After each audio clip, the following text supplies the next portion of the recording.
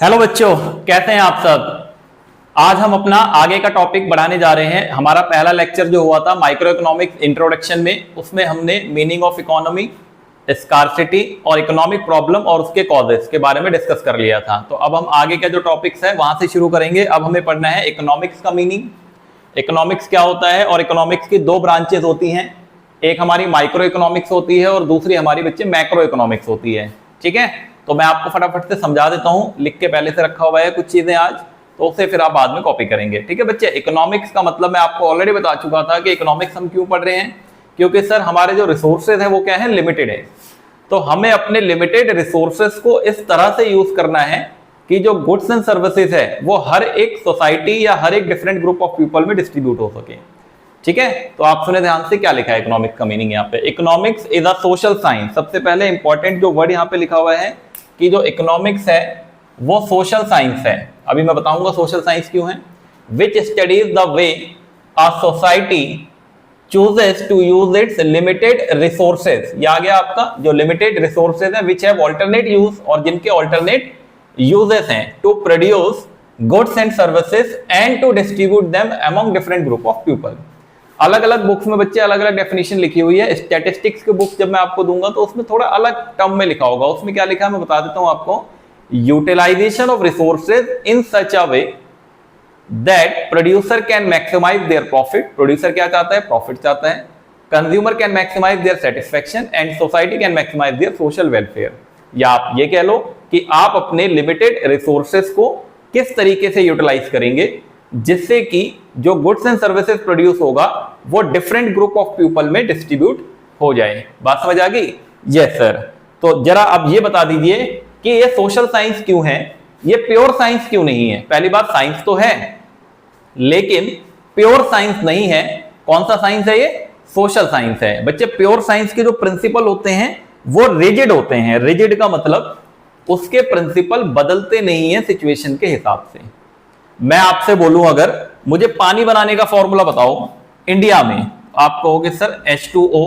मैं कहूं अमेरिका में मुझे यूएसए में पानी बनाने का फॉर्मूला बताओ तो आप कहोगे अरे सर क्या बात कर रहे हो, वहां पे भी H2O ही होगा। ऐसा तो नहीं है कि वहां पानी किसी दूसरे फॉर्मूले से बन जाएगा। तो इसका मतलब जो प्योर साइंस होते हैं उसके जो प्रिंसिपल होते हैं वो बदलते नहीं हैं, वो सेम रहते हैं, जैसे कि फिजिक्स और केमिस्ट्री के अंदर।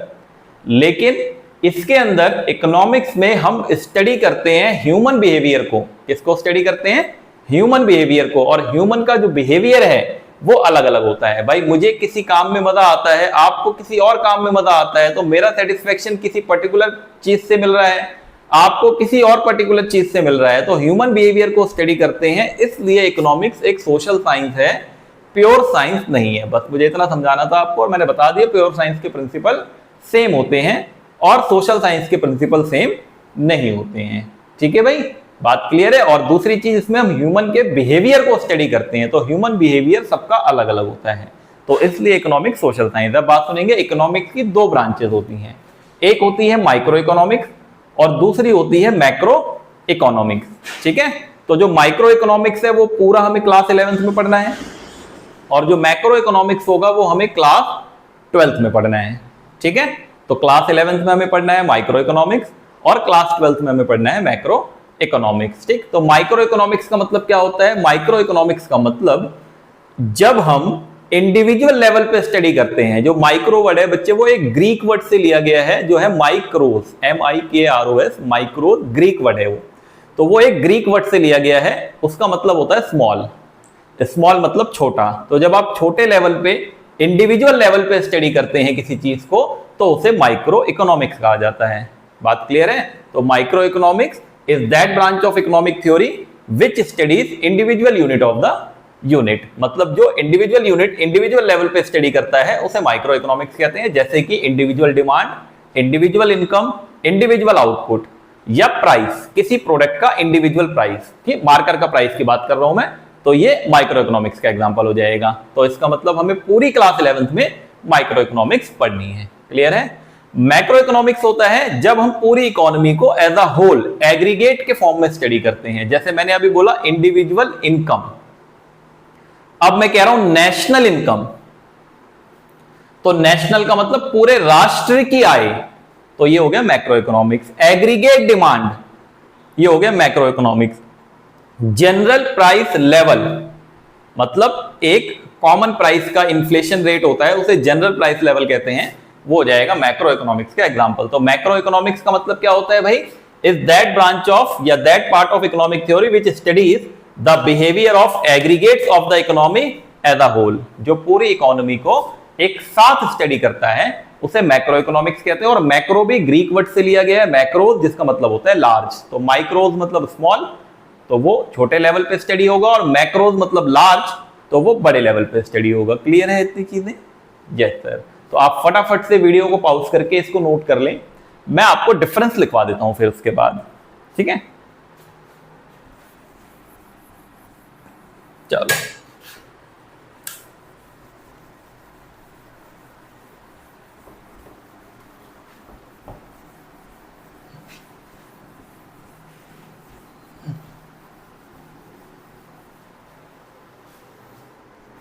नेक्स्ट हेडिंग डालेंगे आप, डिफरेंस बिटवीन। ये इंपॉर्टेंट है, क्वेश्चन एग्जाम में आने के चांसेस हैं इसके। Difference between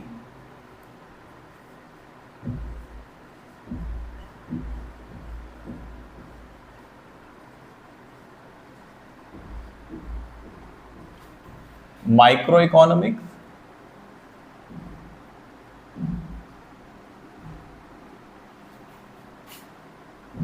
and macro economics. जब भी कभी हमें डिफरेंस लिखना होगा एग्जाम में, तो हमेशा हमारी टेबल बनेगी बच्चे इस तरीके से, और टेबल में एक कॉलम बनेगा हमारा बेसिस का, जिसमें हम बेसिस लिखेंगे।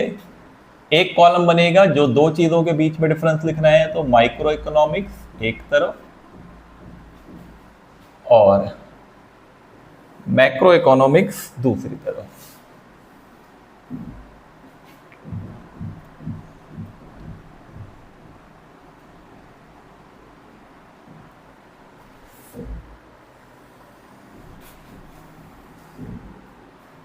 ठीक है, फटाफट से बना लो आप टेबल साथ साथ में मेरे। पहला पॉइंट मीनिंग होगा,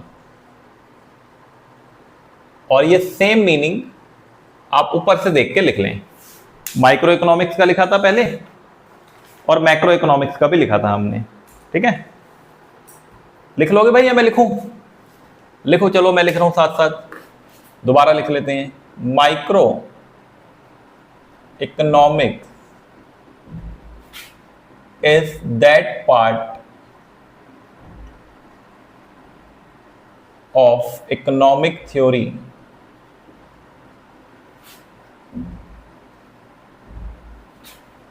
which studies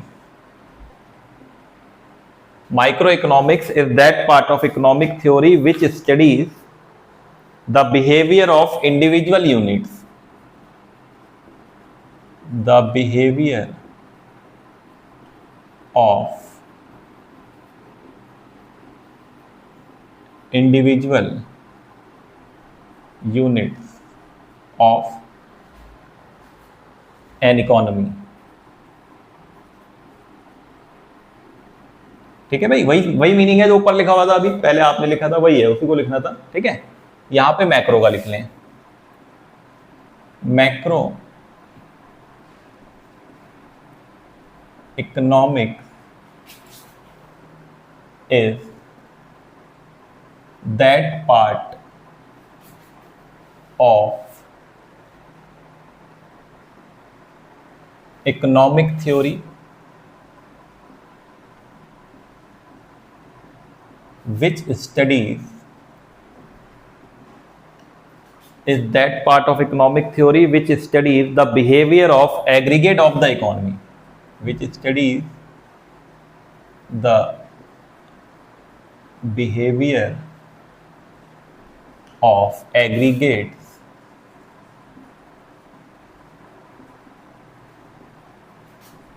of the economy as a whole।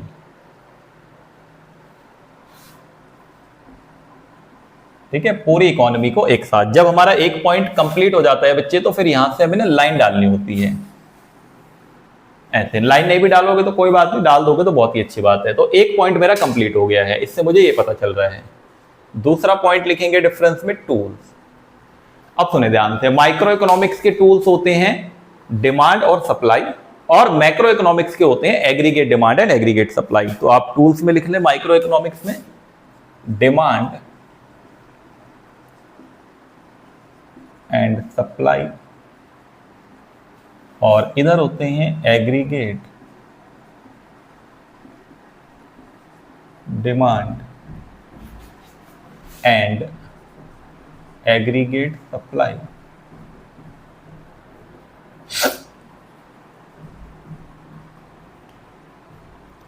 ठीक है, तो ये दूसरा पॉइंट भी हो गया हमारा डिफरेंस का। तीसरा पॉइंट लिखेंगे हम, इसके ऑल्टरनेट नेम होते हैं, ठीक है, जिसे हम अदर नेम भी कह सकते हैं, अदर नेम या alternate name. It is also known as price theory, इसको प्राइस थ्योरी के नाम से भी जाना जाता है। It is also known as macroeconomics में it is also known as income and employment theory, income and employment theory, it is also known as income and employment theory। ठीक है, तो इसे प्राइस थ्योरी और income and employment theory के नाम से भी जाना जाता है।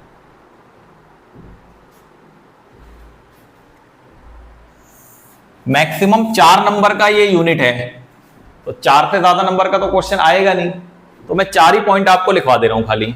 ठीक है, और भी पॉइंट्स हैं बुक में, 1-2 पॉइंट और एक्स्ट्रा है, वो आप पढ़ लेना अपने आप। मैं आपको 4 लिखवा दे रहा हूं खाली अभी। ठीक है,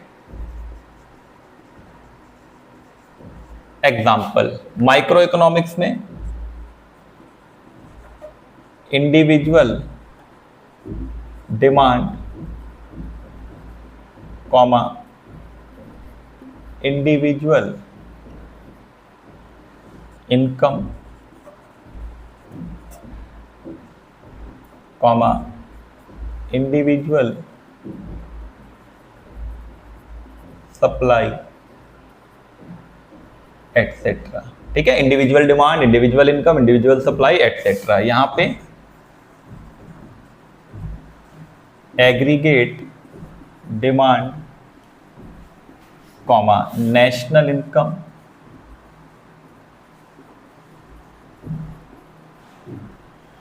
कॉमा एग्रीगेट सप्लाई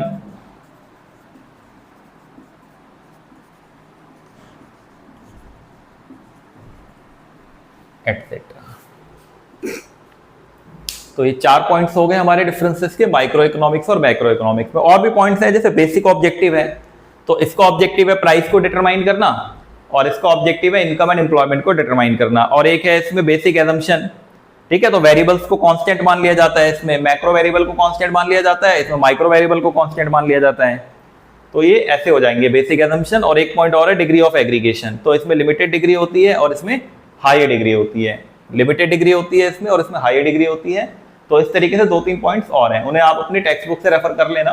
तो 4 नंबर का चैप्टर है, 4 नंबर का यूनिट है, इससे ज्यादा का क्वेश्चन तो बनना नहीं है। तो 4 ही पॉइंट्स आप लिखोगे, आपको 1-1 नंबर का 1 पॉइंट मिलेगा। ठीक है, तो मैंने इजी वाले लिखवा दिए हैं जो कि आसान पड़ते हैं हमें।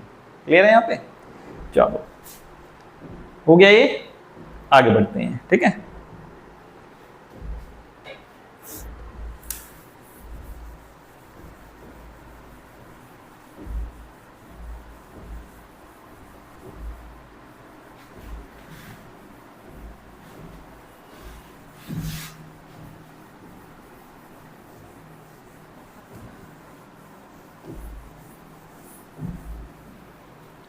इसके बाद जो टॉपिक है बच्चे हमारा, ये हमारा कॉन्सेप्ट नंबर 4 कंप्लीट हो गया था। ये कॉन्सेप्ट 4 था, बुक के हिसाब से कॉन्सेप्ट वाइज आप चेक करते जाएंगे। अब हमारा अगला टॉपिक है वो है कॉन्सेप्ट नंबर 5, जिसमें है आपका, ऐसे हेडिंग डालें आप, सेंट्रल प्रॉब्लम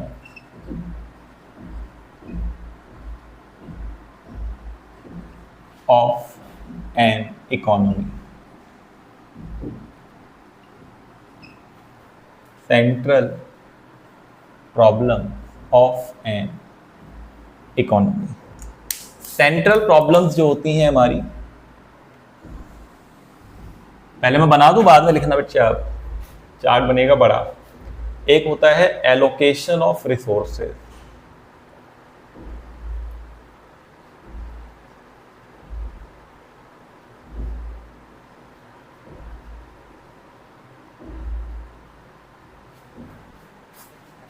एक होता है फुल एम्प्लॉयमेंट ऑफ रिसोर्सेज,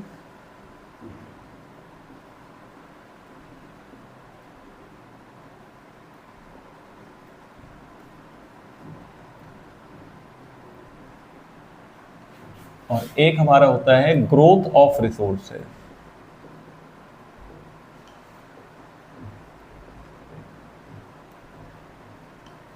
ये जो एलोकेशन ऑफ रिसोर्सेज है, इसके अंदर 3 प्रॉब्लम्स होती हैं। इसी के अंदर एक होती है व्हाट टू प्रोड्यूस,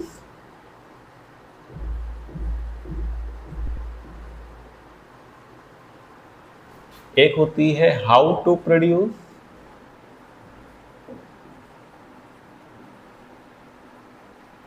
और एक होती है फॉर whom टू प्रोड्यूस।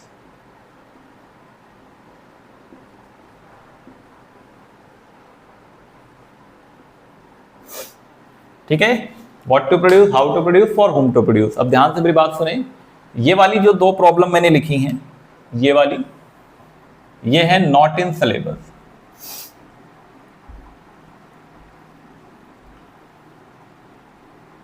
तो ये एक्स्ट्रा में समझा दूंगा मैं आपको, बाकी ये हमारे सिलेबस में है और बहुत ज्यादा इंपॉर्टेंट भी है। ठीक है, क्वेश्चन यहां से बनने के चांसेस ज्यादा होते हैं। तो एलोकेशन ऑफ रिसोर्सेज के अंदर आती हैं हमारी what to produce, how to produce, whom to produce.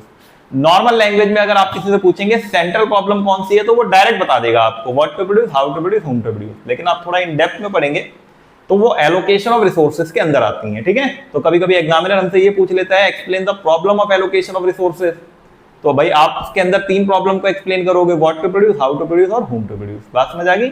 अब एक एक को बहुत ध्यान से समझना है, क्योंकि लिखना इसमें बहुत ज्यादा है, तो वो मैं आपको रेफर करूंगा। पहले समझ लो आप चीजों को अच्छे से। भाई व्हाट टू प्रोड्यूस के अंदर क्या होगा, एक लाइन में लिखेंगे related two types and quantity of goods. मतलब क्या बनाना है और कितनी क्वांटिटी में बनाना है। किस चीज से रिलेटेड प्रॉब्लम है ये, related to type and quantity of goods. मतलब क्या बनाना है और कितनी क्वांटिटी में बनाना है। जैसे फॉर एग्जांपल लेते हैं, 2 गुड्स हैं हमारे पास, कंज्यूमर गुड्स और एक है कैपिटल गुड्स। ठीक है बच्चे, 2 तरह के गुड्स हैं, एक कंज्यूमर गुड्स और दूसरा है कैपिटल गुड्स। तो अगर हम कंज्यूमर गुड्स का प्रोडक्शन ज्यादा करेंगे तो हमें कैपिटल का कम करना पड़ेगा, क्योंकि हमारे जो रिसोर्सेज होते हैं वो लिमिटेड होते हैं। तो अगर एक का प्रोडक्शन बढ़ाओगे तो दूसरे का अल्टीमेटली कम करना ही पड़ेगा। अगर कैपिटल का ज्यादा करोगे तो कंज्यूमर का कम करना पड़ेगा। अब ये कैसे डिसाइड होगा कि कौन से गुड्स का प्रोडक्शन करना है, तो ये बातें होती हैं on the basis of cost of production, technology और उसकी डिमांड और सप्लाई पे डिपेंड करता है। मतलब उसको बनाने में लागत कितनी आने वाली है, उसकी डिमांड क्या है मार्केट में, अगर डिमांड है तभी तो बनाओगे, वरना क्या करोगे बना के, और टेक्नोलॉजी उसमें कौन सी यूज हो रही है। मान लो अगर हमने कंज्यूमर गुड्स का प्रोडक्शन ज्यादा कर दिया, बैलेंस बना के चलना पड़ता है बच्चे। अगर हमने कंज्यूमर गुड्स का प्रोडक्शन ज्यादा कर दिया और कैपिटल गुड्स का प्रोडक्शन नहीं करा, तो इकोनॉमी में इन्वेस्टमेंट और इंफ्रास्ट्रक्चर कैसे डेवलप होगा। और कैपिटल गुड्स में वॉर मेड गुड्स भी होते हैं, जैसे कि जो गवर्नमेंट रफेल खरीदती है, एयरक्राफ्ट होते हैं, जो युद्ध में सामान यूज होता है। वॉर मेड गुड्स मतलब जब युद्ध हो जाए किसी देश के साथ, तो वहां पे जो सामान यूज होता है वो कैपिटल गुड्स की कैटेगरी में ही आते हैं। तो अगर कैपिटल गुड्स का प्रोडक्शन कम होगा और कल को युद्ध हो जाता है हमारा किसी देश के साथ, तो फिर वहां संकट आ जाएगा, है ना भाई, वहां तो वो मार गिराएंगे हमें। तो इसका मतलब हमें कैपिटल गुड्स का प्रोडक्शन भी चाहिए। और अगर मान लो हमने कैपिटल ज्यादा प्रोड्यूस कर दिया और कंज्यूमर कम प्रोड्यूस कर दिया, तो इससे देश में भूखमरी आ जाएगी, लोग भूख से मर जाएंगे। तो इसका मतलब दोनों के बीच में बैलेंस बनाना जरूरी है। तो ये प्रॉब्लम समझ आ गई बेसिकली क्या है। ये प्रॉब्लम ये बताती है कि क्या बनाना है और कितनी क्वांटिटी में बनाना है, whether to produce more of capital goods और consumer goods, it depends on the basis of cost of production, technology and demand and supply of a commodity. ये सारी बातें पॉइंट वाइज आपकी लिखी हुई है बुक के अंदर, मैं यहाँ बोर्ड पे नहीं लिख रहा हूँ इतनी सारी चीजें, आप बस समझ लो चीजों को। और मैंने पहले ही बताया था जहां ज्यादा लिखने वाला पोर्शन होगा बच्चे थोड़ा बहुत, वो मैं आपको रेफर ही करूंगा हमेशा, ठीक है, आप बस समझो खाली चीजों को। तो ये आपका हो गया व्हाट टू प्रोड्यूस, लेकिन लिख लेना है आपको साथ में ही अभी, ठीक है, जब मैं खत्म करूंगा टॉपिक उसके बाद उसको नोट कर लेना है। तो ये व्हाट टू प्रोड्यूस हो गया आपका एक प्रॉब्लम। अब आ जाओ दूसरे पे, हाउ टू प्रोड्यूस, कैसे बनाना है। तो कैसे बनाना है मतलब इसके नीचे लिखें एक लाइन में, related to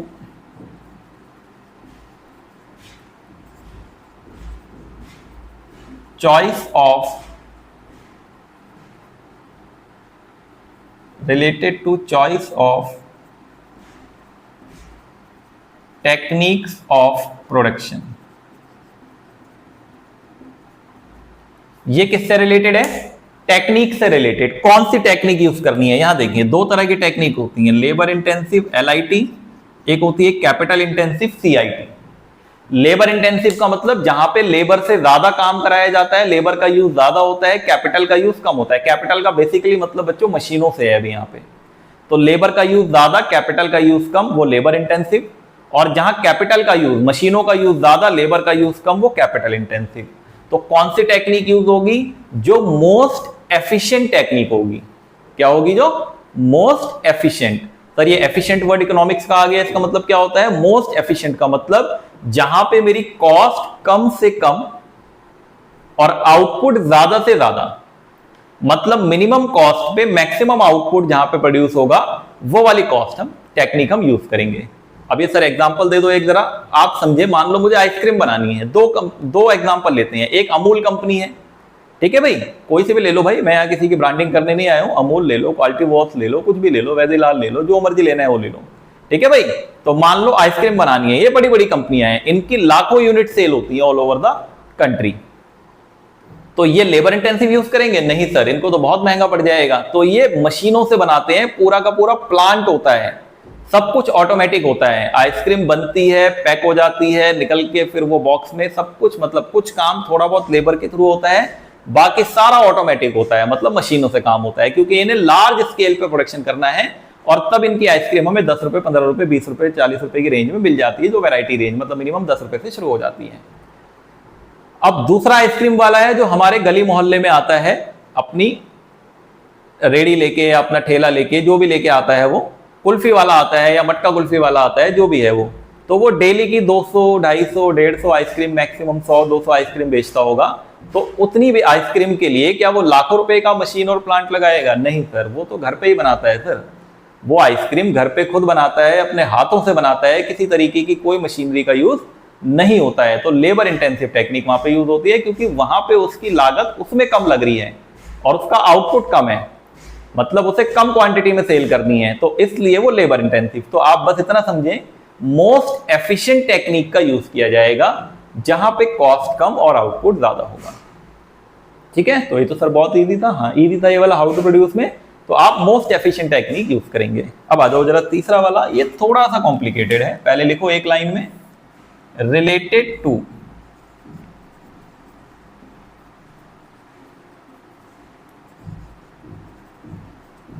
distribution of GDP, gross domestic product, related to distribution of gross domestic product, मतलब GDP। बात को अब इसको समझना पड़ेगा अच्छे से, एक बार में समझ नहीं आएगा, बहुत ध्यान से मेरी बातें सुनना है। अब GDP का डिस्ट्रीब्यूशन कैसे होगा, मतलब किसको कितना शेयर मिलेगा, आपको कितना मिलेगा, मुझे कितना मिलेगा, हमारी टोटल इनकम जो कंट्री की होती है उसे GDP कहते हैं। तो उसमें आपका शेयर कितना होगा, मेरा शेयर कितना होगा, इसे हम फॉर होम टू प्रोड्यूस कहा जाता है, मतलब किसके लिए बनाना है। अब आप यहां पे समझे, इधर हमारे पास कई तरह के इकोनॉमिक सिस्टम होते हैं, एक होता है सोशलिस्ट, एक होता है कैपिटलिस्ट। जो सोशलिस्ट होता है यहां पे on the basis of needs,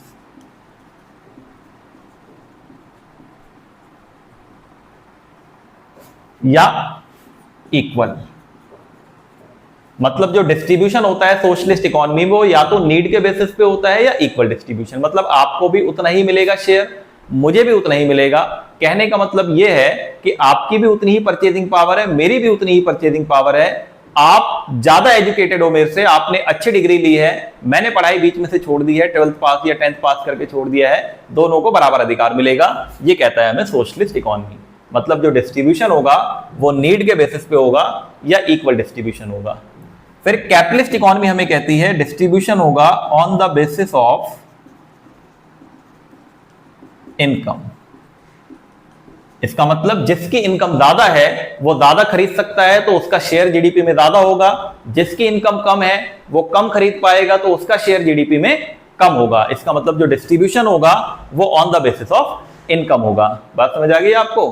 तो ये दो बेसिक चीजें हैं, सोशलिस्ट और कैपिटलिस्ट। सर हमारे देश में कौन सी इकोनॉमी है? तो हमारे देश में मिक्स्ड इकोनॉमी है, दोनों का मिक्सअप है। वो हम 12th क्लास में इंडियन इकोनॉमिक डेवलपमेंट में पढ़ेंगे डिटेल में।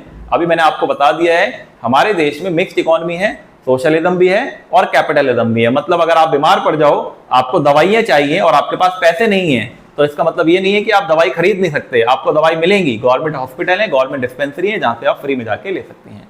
समझ आ गई बात? तो यहां पे क्या होता है, बेसिकली बैलेंस बना के चलना पड़ता है गवर्नमेंट को कि जीडीपी का जो शेयर है वो हर एक सेक्शन तक पहुंच पाए। मतलब अगर किसी के पास पैसे हैं तो अच्छी बात है, आप प्राइवेट हॉस्पिटल में जाके इलाज कराओ, आप प्राइवेट स्कूल्स में पढ़ाई करो। लेकिन अगर आपके पास पैसे नहीं है तो इसका मतलब ये नहीं है कि आपका इलाज नहीं होगा, आप पढ़ाई नहीं कर पाओगे। गवर्नमेंट हॉस्पिटल्स हैं, गवर्नमेंट स्कूल हैं, वहां से आप सर्विसेज ले सकते हो बिना किसी पैसे के, मतलब फ्री ऑफ कॉस्ट। समझ आ गई बात? तो यहां पे कौन सी प्रॉब्लम थी? ये related to distribution of GDP से। तो ये तीनों प्रॉब्लम हो गई है आपकी cover.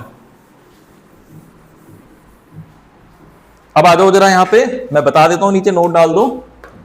For explanation, for explanation, ये आप नोट करेंगे अपनी नोटबुक में जरूर। फॉर एक्सप्लेनेशन रेफर बुकलेट, और कोशिश करना मेरी बुकलेट को ही रेफर करना क्योंकि उसी के हिसाब से मैंने चीजें समझाई हैं। या टेक्स्ट बुक में से पढ़ना चाहो तो टेक्स्ट बुक में से भी कर लेना, और टेक्स्ट बुक, लेकिन जब लिखोगे तो वो मेरी बुकलेट में से ही लिखोगे। ठीक है भाई?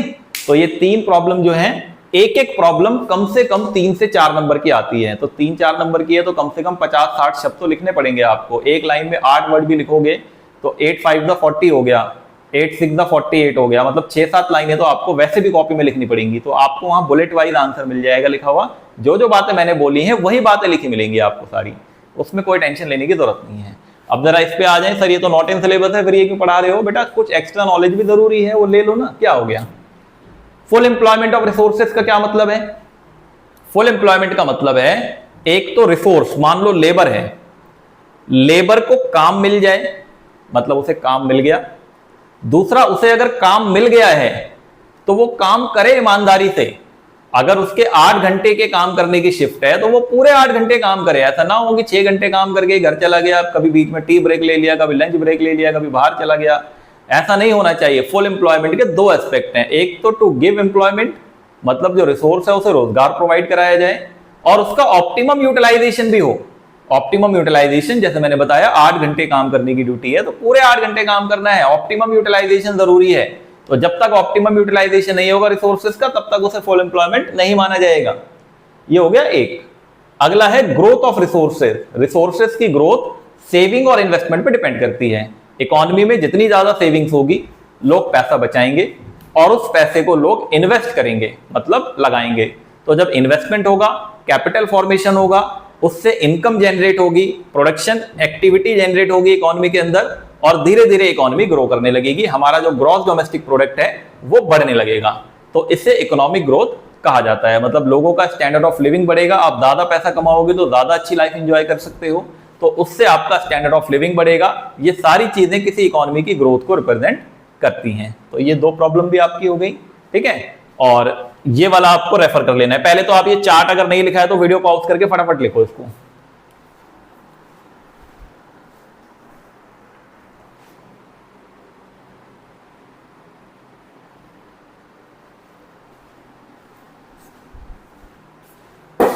लिख लिया ना आपने चार्ट? ठीक है, तो हमारा कॉन्सेप्ट नंबर 4 बच्चे कंप्लीट हो गया है और कॉन्सेप्ट नंबर 5 हमारा कंप्लीट हो गया है। इसके बाद छोटे छोटे कॉन्सेप्ट हैं और लगभग हो सकता है अगले लेक्चर में हमारा चैप्टर ये कंप्लीट हो जाए, और नहीं भी कंप्लीट हो पाया तो कोई बात नहीं, 1-2 लेक्चर और लगेंगे और न्यूमेरिकल्स के अलग से लेक्चर लगेंगे इसमें। ठीक है, तो अभी हमें प्रोडक्शन पॉसिबिलिटी कर्व करना है अगली क्लास में, opportunity cost, marginal opportunity cost, उसके बाद शिफ्ट, पीपीसी की जो शिफ्टिंग होती है उसे पढ़ना है हमें, और एक पॉजिटिव और नॉर्मेटिव इकोनॉमिक्स के बारे में हमें डिस्कस करना है। ठीक है, तो आज की क्लास में इतना ही रखेंगे, इसमें बाकी का अगले लेक्चर में होगा। ठीक है, चलो टाटा बाय।